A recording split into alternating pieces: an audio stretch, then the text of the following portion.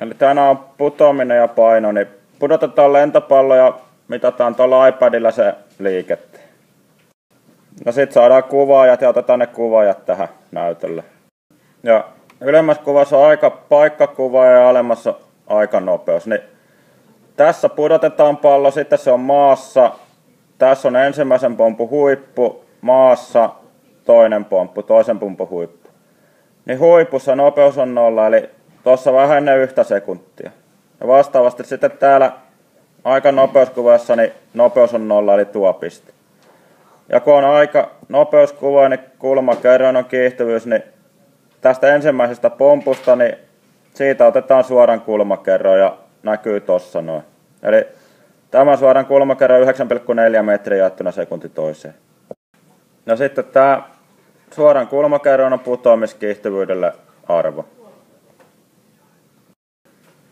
Sitten jos laskuissa pitää laskea jotain putoamiskiihtyvyydelle, niin tämä putoamiskiihtyvyys pienikeen, niin sen arvo on 9,81 metriä jaettuna sekunti toiseen.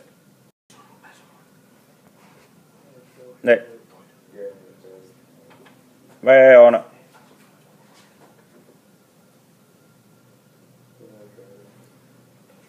G kertaa T.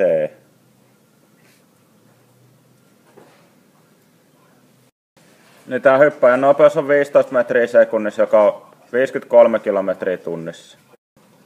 Sitten se hyppääjä, niin tasaisesti kiihtyvä liike, niin nopeus kasvaa 0 siihen V, eli 0 tähän 15 metriä sekunnissa, niin sen putoamismatka niin on tämän kolmion pinta-ala. Ja se on puoli kertaa toi loppunopeus kertaa aika. Eli puoli kertaa T kertaa V.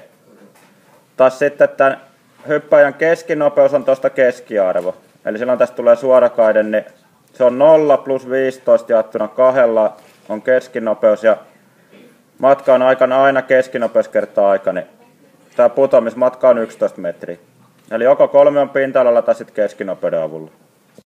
Eli te hyppäätte tuolilta, niin te olette putoamisliikkeessä alaspäin ja teidän kiihtyvyys on 9,81 metriä jaettuna sekunti toiseen. Niin Newtonin toisen lain mukaan kiihtyvyys aiheutuu voimasta, niin tämä putoamiskiihtyvyys aiheutuu painovoimasta, niin painovoima on massa kertaa putoamiskiihtyvyys. Ja sitten laskette sen oman painonne. Sitten vähän vaikeampi esimerkki. Bensihyppäjän kiihtyvyys ylöspäin on 2 metriä sekunnista toiseen, niin laske ja piirrä hyppäävään vaikuttavat voimat. Niin piirtäkää nyt ensin hyppääjä siihen se bensikuminauha ja sitten on hyvä. Ja sitten tiedetään hyppääjän massa, se on 70 kiloa. Sitten voi laskettaa hyppääjän painon, niin massa kertaa putoamiskiihtyvyys 687 newtonia.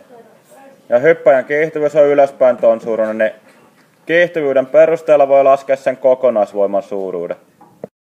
No Newtonin toisen lailla se kokonaisvoiman kiihtyvyys on 2 metriä sekunnista toiseen. Newtonin toisen lailla mukaan voima on kokonaisvoima on massa kertaa kiihtyvyys ja 70 kiloa kertaa 2 metriä jaettuna sekunti toiseen, niin 140 newtonia.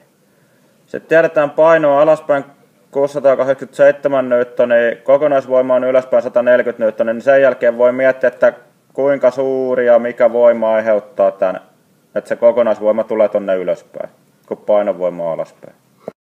Eli se voima on kuminauhan jännitysvoima ja merkitään sitä isolla T:llä ja nyt tälle voidaan näiden lukuarvojen perusteella laskea arvo.